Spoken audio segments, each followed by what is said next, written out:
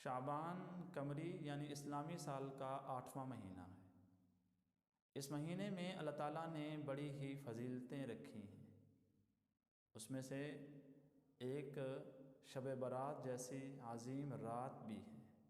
شعبان کی اہمیت کا اس بات سے اندازہ لگایا جاتا ہے کہ جب یہ مہینہ شروع ہوتا تو رسول اللہ صلی اللہ علیہ وسلم فرماتے اللہم بارک لنا فی رجب و شعبان وبلغنا رمضان۔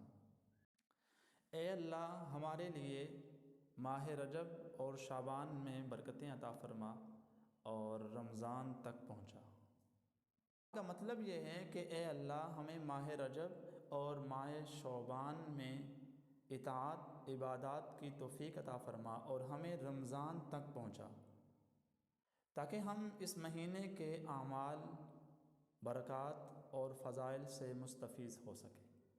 اس مہینے میں ایک عظیم رات ہے جسے شب برات کے نام سے یاد کیا جاتا ہے۔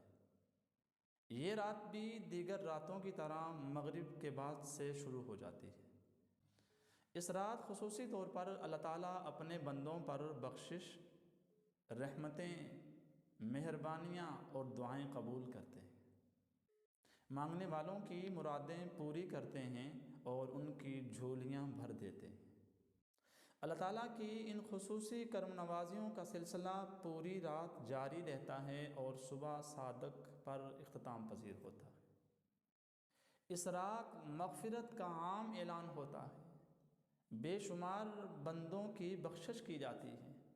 شب برات مغفرت کی عظیم رات ہے، لیکن کچھ بد نصیب اس رات سے بھی محروم رہتے ہیں۔ ان کا نام ذکر کر دیتا ہوں اب خدمت میں۔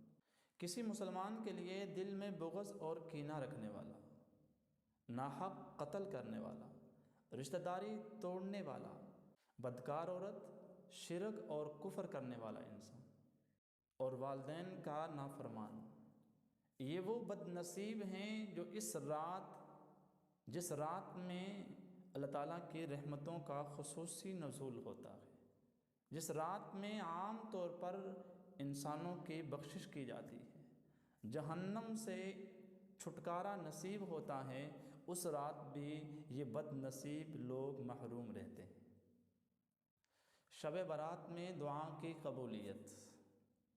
حضرت امام محمد بن ادریس شافعی رحمۃ اللہ علیہ فرماتے ہیں ہمیں یہ بات پہنچی ہے کہ 5 راتوں میں دعائیں زیادہ قبول ہوتی ہیں: جمعۃ المبارک کی رات، عید الاضحیٰ کی رات، عید الفطر کی رات، ماہ رجب کی پہلی رات اور 15 شعبان کی رات۔